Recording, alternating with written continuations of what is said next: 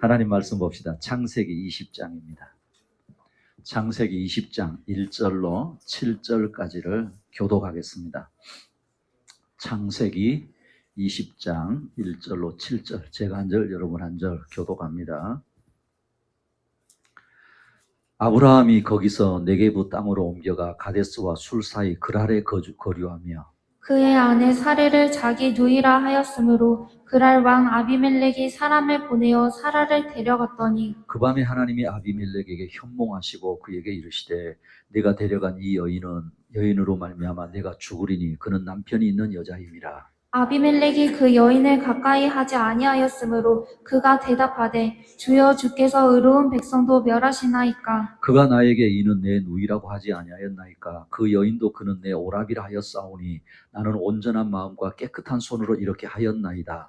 하나님의 꿈에 또 그에게 이르시되 내가 온전한 마음으로 이렇게 한 줄을 나도 알았으므로 너를 막아 내게 범죄하지 아니하게 하였나니 여인에게 가까이 하지 못하게 함이 이 때문이니라. 같이 읽습니다. 이제 그 사람의 아내를 돌려보내라. 그는 선지자라. 그가 너를 위하여 기도하리니 내가 살려니와 내가 돌려보내지 아니하면 너와 내게 속한 자가 다 반드시 죽을 줄 알지니라. 아멘. 자, 우리 오늘 창세기 강의 20번째예요. 20번째인데 제목을 한번 보십시다. 제목을 약속의 위기에서 주시는 교훈입니다. 시작. 자, 약속의 뭐라고요? 위기. 어떤 의미인지를 좀 생각해 보십시다. 여러분, 우리가 성경을 읽잖아요. 그죠? 성경을 읽다가 한 번씩 여러분이 하나님께 대해서 좀 오해가 생기기도 하고 당황스러울 때가 있어요, 없어요? 있죠? 없어요? 성경을 읽다가 아니 하나님 왜 이렇게 하시나? 아니면 아니 이거는 어떻게 이런 일이 있을 수 있지? 그죠? 그런 게 있을 수 있단 말이에요. 대표적으로요, 이제 신앙생활 하면서 제일 좀 걸리는 부분, 이런 부분이 있어요. 아니, 하나님은 아담이 선악과를 먹을 것을 아셨는데 왜 가만히 계셨을까? 그죠? 아니, 하나님이 알고 계셨는데 왜 가만히 계셨는가? 먹지 못하게 하면 됐을 것을 괜히 우리가 고생하게 하나님 그러셨나? 뭐 이런 오해도 할 수도 있잖아요. 또 여러분, 성경을 좀 읽다 보면 하나님이요, 누구는 택하셨고 누구는 버리셨다. 이게 선택과 유기의 문제거든요, 신학적으로. 아니, 하나님이 누구는 택하시고 누구는 버리셨다. 이런 어떻게 하면은 그것도 좀 당황스러운 게 있습니다. 그런데요, 잘 생각해 보면 이런 질문은요, 우리 인간이 그만큼 다른 피조물과는 구별된 존재로 지음받았다는 증거예요. 자, 혹시 여러분 집에 강아지 키우시는 분, 멍멍이 키우는 분, 예. 혹시 멍멍이가 어느 날 막 되게 방황하고 그런 적 없으세요? 왜 맨날 사료만 주냐고. 나도 좀 이제는 내가 알아서 고기도 먹고 내가 이렇게 하고 싶다고. 왜 맨날 갇혀두냐고. 내가 나가서 내 마음대로 하고 싶다고. 여러분 그렇게 한 적 없나요? 그렇게 하지 않는 것 감사하십시오.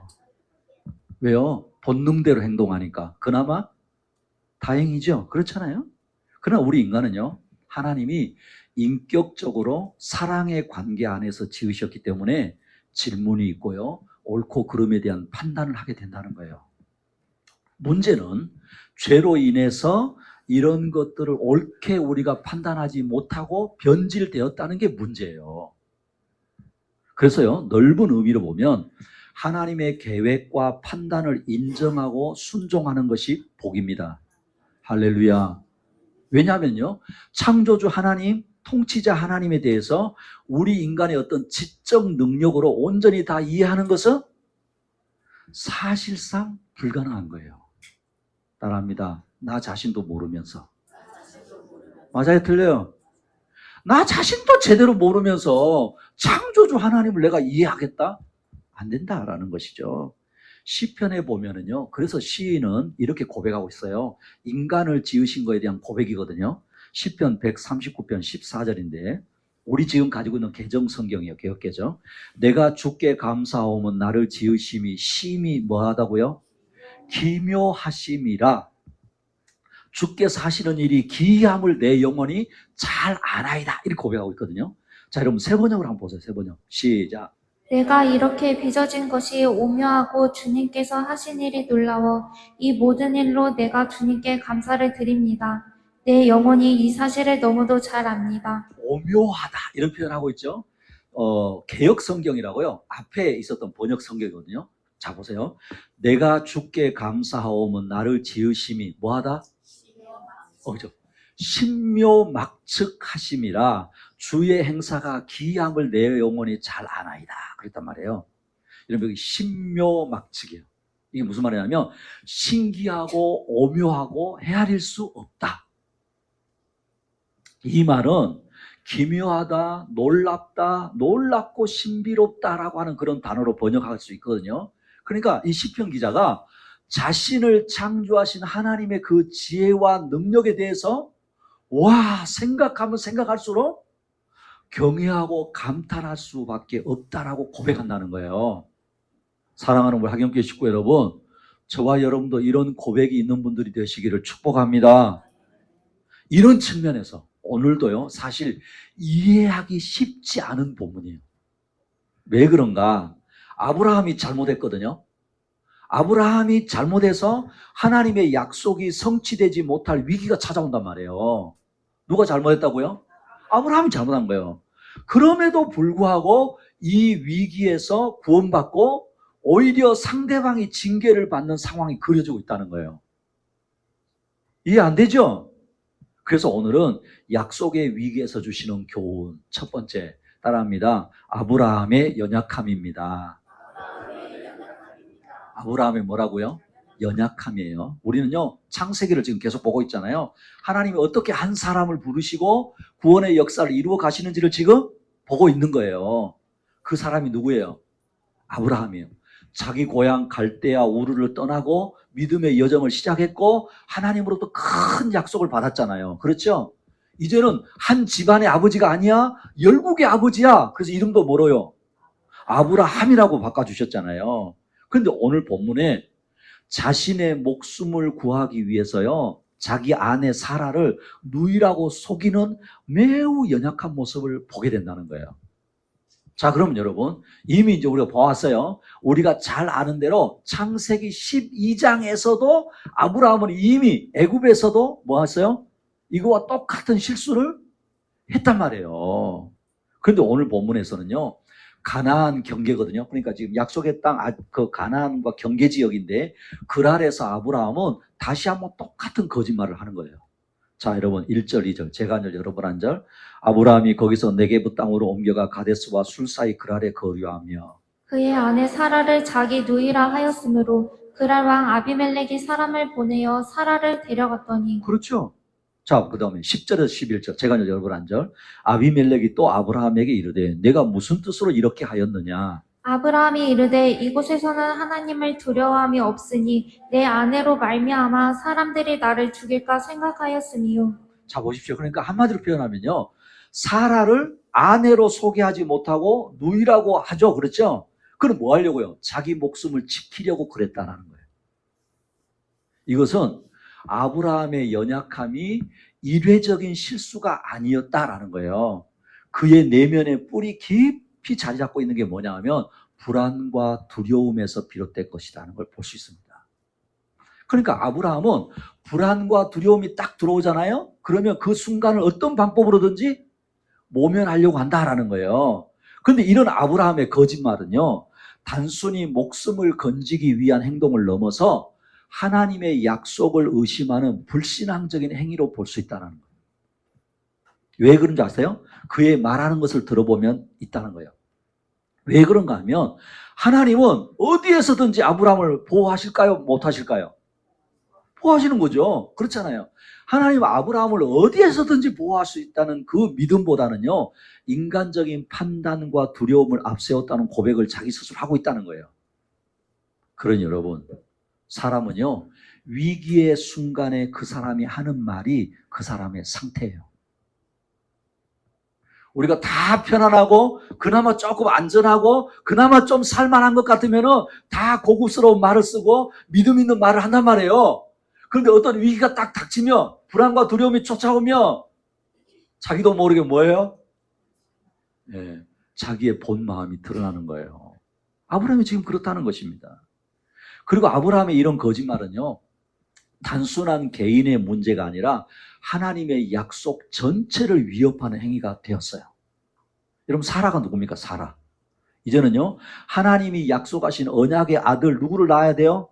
그렇죠. 이삭을 낳아야 될 약속의 통로인데 아브라함은 그녀를 지금 아비멜렉에게 빼앗길 뻔하다는 거예요.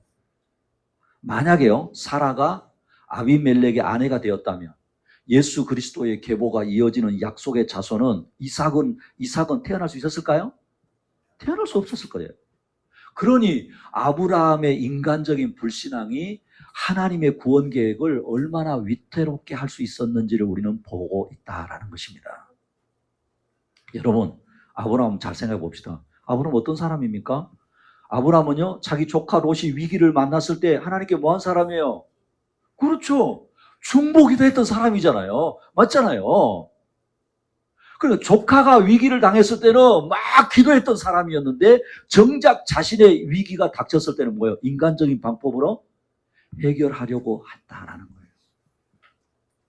자, 그러면 이런 아브라함의 모습이 오늘 우리에게는 없을까요? 제가 늘 이 성경을 우리가 지금 강의하면서 말씀드리잖아요. 성경에 그 인물에 누구를 넣으라고요? 나를 넣어보면 되는 거예요. 오늘날 나의 모습 속에 이런 아브라함의 모습이 없느냐 이 말이에요. 역시 우리도 어때요? 우리의 삶의 위기 앞에서, 때로는 경제적인 어려움 앞에서, 때로는 관계의 갈등 앞에서, 때로는 건강의 문제 앞에서, 여러 가지 현실적인 두려움 앞에서 우리가 직면하게 되어졌을 때 하나님의 약속은 잊어버리고 세상적인 방법과 거짓에 의존하려고 하는 유혹을 받을 수 있다라는 거예요. 사실은 저도 지금 그렇잖아요. 우리 제 집사람이나 상황 여러 가지를 보면서요, 내가 정말 하나님 앞에 온전한 믿음 가지고 하나님을 신뢰하는가, 그걸 생각할 때가 참 많거든요. 그러니 이런 연약함이 아브라함에게만, 저 사람에게만 있는 것이 아니라 누구 안에요? 그렇죠. 내 안에 있음을 우리는 늘 기억해야 합니다. 어제는 믿음이 있는 것처럼 행동했는데 오늘은 믿음은 온데간데가 없고 세상 사람보다 더 못한 모습으로 있을 수 있다는 것, 여러분 우리는 기억해야 됩니다. 이런 사실, 우리의 연약함을 기억하면은 어떨 수밖에 없을까요? 따라합니다. 겸손해야 합니다. 겸손해야 하는 것입니다. 하나님의 은혜가 필요합니다. 하나님의 도우심이 필요합니다. 사랑하는 우리 하경교회 식구 여러분, 아브라함을 통해 자신의 연약함을 볼 수 있기를 축복합니다. 더욱 겸손함으로 하나님의 은혜를 구하는 저와 여러분 되시기를 축복합니다. 약속의 위기에서 주시는 교훈 두 번째, 따라합니다. 아비멜렉에게도 은혜를 베푸십니다. 누구한테도요? 자, 보세요. 오늘 아브라함의 불신앙이 경건한 이방인 아비멜렉에게 죄를 범할 뻔하게 했다는 거예요. 그래서 하나님은요, 아비멜렉이 왕이거든요. 아비멜렉의 정직한 마음을 보시고 그에게 꿈에 나타나셔서 경고까지 해주셨어요. 만약에 그가 사라를 범했다고 한다면 그와 그 온 집안이 죽임을 당했을 것이다라고 하나님이 말씀하세요. 자, 여러분 3절 읽어보실래요? 시작. 그 밤에 하나님이 아비멜렉에게 현몽하시고 그에게 이르시되 내가 데려간 이 여인으로 말미암아 내가 죽이리니 그는 남편이 있는 여자임이라. 그렇죠. 그런데 보세요. 이 아비멜렉은요, 아브라함의 아내인 사라를 데려왔지만 그는 하나님 앞에 의롭고 정직한 마음으로 행했다는 거예요. 그래서 사라가 아브라함의 아내인 줄 몰랐고 자신의 행동이 무지해서 몰라서 그렇게 한 것이니까 하나님께 고백을 합니다. 자, 4절 5절 제가 한 절 여러분 한 절. 아비멜렉이 그 여인을 가까이 하지 아니하였으므로 그가 대답하되 주여 주께서 의로운 백성도 멸하시나이까. 그가 나에게 이는 내 누이라고 하지 아니하였나이까. 그 여인도 그는 내 오라비라 하였사오니 나는 온전한 마음과 깨끗한 손으로 이렇게 하였나이다. 자, 그리고 보세요. 이런 아비멜렉의 모습을 보면은요, 어떤 때는 하나님의 백성보다 세상 사람들이 더 정직하고 더 경건하게 사는 것을 볼 수 있다는 거예요. 여러분, 그래요, 안 그래요? 여러분, 우리가 잘 생각해 보셔야 돼요. 교회 다닌다고 해서, 예수 믿는다고 해서 내가 세상 사람보다 저 사람보다 내가 도덕적 수준이 높아, 내가 저 사람보다 더 깨끗하게 살아, 그럴 수 없을 경우도 있다는 거예요. 아비멜렉의 이 이야기는요, 하나님의 은혜가 믿는 자에게만 국한되지 않는다는 중요한 말씀을 하고 있는 거예요. 하나님은요, 공의와 자비로 세상을 다스리시고 그분을 경외하고 정직하게 행하는 모든 사람에게 은혜를 베푸신다라고 성경은 말씀하세요. 자, 마태복음 5장 45절 여러분 읽어보실래요? 시작. 이같이 한즉 하늘에 계신 너희 아버지의 아들이 되리니 이는 하나님이 그 해를 악인과 선인에게 비추시며 비를 의로운 자와 불의한 자에게 내려주심이라. 자, 보세요. 하나님이 해와 비를 악인과 의인에게 비추시고 내리신다 그랬죠? 다시 말하면 하나님은 믿는 자뿐만 아니라 믿지 않는 자에게도 태양과 비를 주시고 그들의 양심을 통해서 공의와 선을 행하게 하신다라는 거예요. 이거를 신학적으로 뭐라고 그러느냐? 또 따라합니다. 일반 은총. 아셨어요? 그러니까 하나님이 우리 믿는 사람에게 특별한 은혜도 주시지만 믿지 않는 사람에게도 하나님이 은혜를 주신다는 거예요. 그걸 뭐라고 표현한다고요? 그렇죠. 일반 은총이다라는 거예요. 오늘 아비멜렉의 경우가 그렇습니다. 비록 율법은 하나님의 말씀은 알지 못했지만 그의 마음에 새겨진 도덕적 양심을 통해서 의롭고 바르게 행하고 하나님은 그것을 인정하셨다라는 거예요. 그래서 여러분 사실은요, 안 믿는 사람들도 이 진리를 알아요. 너무 악한 사람 보고는 뭐라고요? 저러다가 천벌? 그렇죠. 누가 가르쳐 준 거예요? 그 양심이 알고 있는 양심이. 자, 그러면 그렇다고 해가지고 구원이 양심대로 살면 있다는 뜻일까요? 그런 의미는 아니에요. 여러분 기억하십시오. 구원 따라합니다. 구원은 특별 은총. 특별 은총이에요. 그래, 구원은 오직 예수 그리스도로 말미암고 오직 은혜이지만 세상을 살아가면서 누리는 일반 은총이 있다는 것을 우리는 알아야 된다 이 말이에요. 그러니까 보십시오. 세상을 살아가면서 시야를 좀 넓게 높이 보아야 돼요. 너무 딱 이혼론적으로 보지 말라 이 말이에요. 하나님을 믿지 않는 사람들 가운데서도 하나님의 형상을 따라 정직하고 선하게 살려고 하는 사람들이 있다는 거예요. 이런 사람들을 비난하기보다는 그들에게 베푸시는 하나님의 일반 은총을 인정하고 이들에게 겸손하게 복음을 전하는 사람이 되어야 하는 거예요. 무슨 말이냐면 이럴 수 있단 말이에요. 여러분 주변에 보세요. 진짜 그렇거든요. 경주 가면은 채부자 이런 사람도 있잖아요. 아세요? 하나님 모르는데도 얼마나 많은 사람들을 구제하고 가요. 그런 사람들을 볼 때 어떤 마음이 이런 거예요. 아, 당신은 하나님을 모르지만 당신이 정직하게 겸손하게 그렇게 살았기 때문에 하나님이 당신에게 복을 주신 거예요. 그래서 그들의 그런 어떤 삶을 통해서 저와 여러분은 그들에게 복음, 특별 은총을 전달할 수 있는 사람이 될 수 있기를 축복합니다. 그 또한요, 아비멜렉에게 경고하시고 생명을 구하신 것도 중요하지만 더 중요한 것은 하나님의 구속사의 계획을 보호하기 위한 하나님의 적극적인 개입이었다는 거예요. 여러분 그렇죠? 하나님 지금 적극적으로 개입하지 않으면 구속사 계획이 잘못되어지니까 하나님은 이방인의 왕의 정직한 마음을 사용하셔서 약속하신 언약의 계보를 끊어지지 않도록 하시는 분이시다라는 거예요. 사랑하는 우리 학연교회 식구 여러분, 구원의 역사를 위해서 아비멜렉에게도 은혜를 베푸시는 하나님이심을 여러분 신뢰할 수 있기를 축복합니다. 약속이 위에 주시는 교훈 마지막 세 번째 따라합니다. 하나님의 신실하심입니다. 하나님의 뭐요? 아브라함의 연약함과 이방인 아비멜렉의 경건에도 불구하고 오늘 사건을 통해서 주시는 중요한 교훈은 하나님의 신실하심입니다. 하나님은 아브라함의 그 연약함에도 불구하고 그와 맺으신 약속을 끝까지 지키신다라는 거예요. 그러니까 아브라함의 거짓말은 하나님의 약속을 무너뜨릴 수 없다는 거예요. 참 우리가 보니까 지금 아브라함이 이 거짓말에 하나님의 약속을 무너뜨릴 뻔하고 있잖아요. 그렇잖아요. 그러나 하나님은 인간의 연약함보다 더 크신 능력으로 개입하시는 분이십니다. 아비멜렉의 꿈에 나타나셨고 사라의 순결을 지키셨고 결국 아브라함은 사라를 다시 만나게 하셨어요. 자, 그러면 이런 일련의 일들이 우연이 아니라 하나님의 개입과 간섭이셨다라는 걸 여러분 무엇으로 알 수 있을까요? 그럴 수 있잖아요. 우연히 어쩌다 보니까 그렇게 됐네 이렇게 말할 수 있잖아요. 근데 이게 하나님의 간섭이고 하나님의 개입이다라는 것을 여러분 우리가 어떻게 알 수 있을까요? 증거가 있냐 말이에요. 당연히 있지요. 18절 여러분 읽어보실래요? 시작. 이왕에 아브라함의 아내 사라의 일로 아비멜렉의 집의 모든 태를 닫으셨음이더라.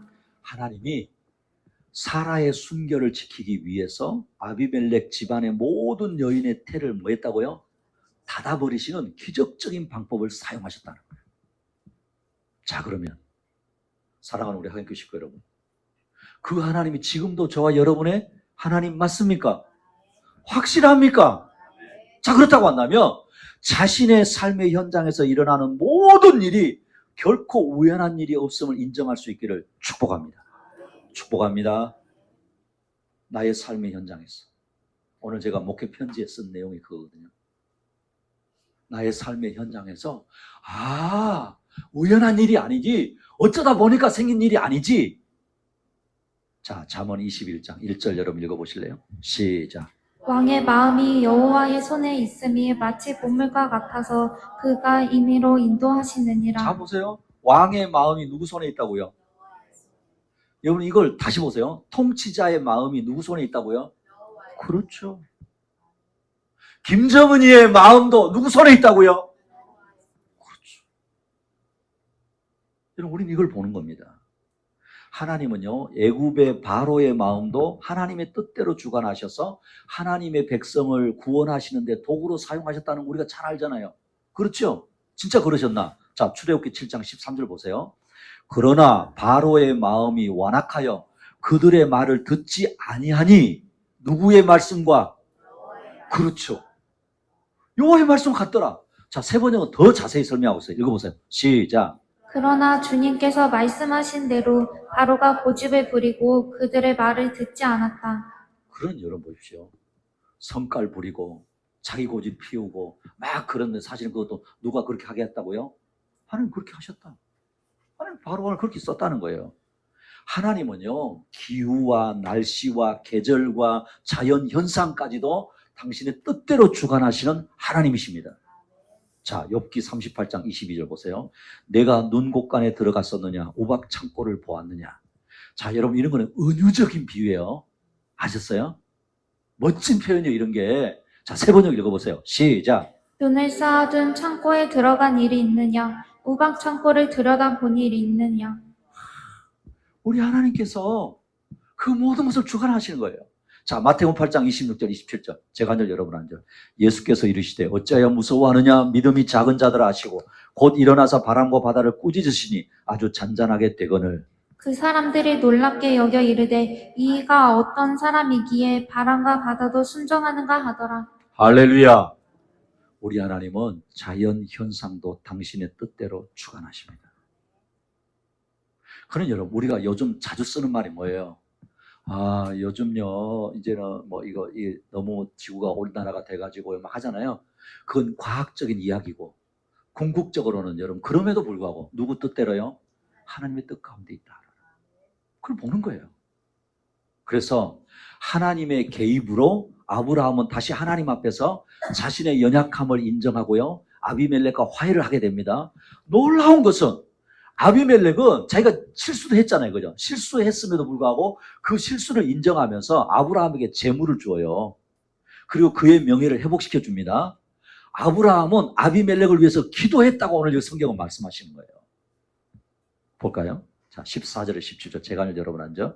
아비멜렉이 양과 소와 종들을 이끌어 아브라함에게 주고 그의 아내 사라도 그에게 돌려보내고 아브라함에게 이르되 내 땅에 내 앞에 있으니 내가 보기 좋을 대로 거주하라 하고 사라에게 이르되 내가 은 1000개를 내 오라비에게 주어서 그것으로 너와 함께한 여러 사람 앞에서 내 수치를 가리게 하였노니 내 일이 다 해결되었느니라. 아브라함이 하나님께 기도하며 하나님이 아비멜렉과 그의 아내와 여종을 치료하사 출산하게 하셨으니 여러분 이게 오늘 하나님께서 하시는 방법이었어요. 이런 과정을 통해서 하나님은 아브라함을 통해 약속하신 구원의 역사가 너로 말미암아 모든 족속이 복을 얻을 것이라고 하신 복의 근원으로서의 역할을 수행하기 지금 시작하게 하셨다라는 거예요. 또한요, 아브라함의 개인적인 문제를 넘어서 아브라함과 이방인 아비멜렉 사이의 그 화해를 통해서 하나님의 구원 계획이 이스라엘 민족을 넘어 온 세상으로 확대될 것임을 이미 암시하고 계시하고 계신다 이 말이에요. 오늘 사건을 통해서 하나님은 아브라함의 믿음과 상관없이 신실하심은 변하지 않으신다라는 것을 보여주고 계시는 것입니다. 사랑하는 우리 하객교 식구 여러분, 기억하십시다. 문제는 저와 여러분의 연약한 믿음이지 하나님이 아니시다. 우리의 삶은 때로는 연약하고 실패할 수 있습니다. 넘어질 수 있습니다. 무너질 수 있습니다. 과거로 돌아갈 수 있습니다. 그러나 하나님은 우리의 불완전함 속에서도 당신의 완전함으로 약속을 이루어 가시는 분이십니다. 그걸 어떻게 알 수 있습니까? 그걸 어떻게 알 수 있어요? 따라합니다. 오늘 이 시간 이 자리에 있다는 것으로. 할렐루야. 맞잖아요. 주일이 돼서 예배의 자리에 나와서 내가 하나님께 예배할 수 있다는 것만으로도 하나님이 나를 포기하지 않으시는구나 말씀하시는 거예요. 이런 하나님의 신실하심을 히브리어로 따라합니다. 헤세드라고 쓰는. 하나님은요, 우리를 감정적으로 사랑하시는 것이 아니라는 거예요. 여러분 기억하세요? 우리는 사랑한다고 표현하지만 뭘 많이 앞세워요? 그렇죠.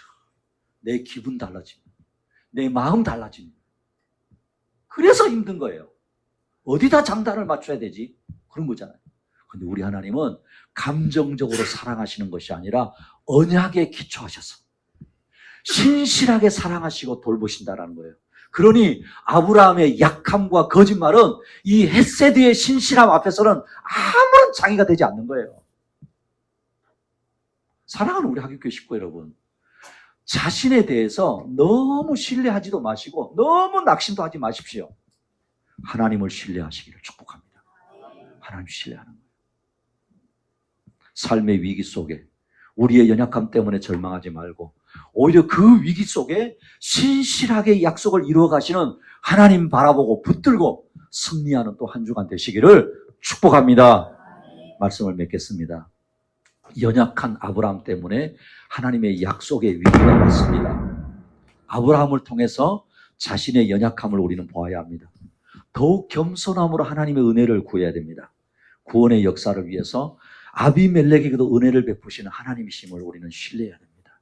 삶의 위기 속에 우리의 연약함 때문에 절망하지 말고 오히려 그 위기 속에서 신실하게 약속을 이루어 가시는 하나님 바라보고 승리하는 삶이 되시기를 축복합니다. 기도합시다.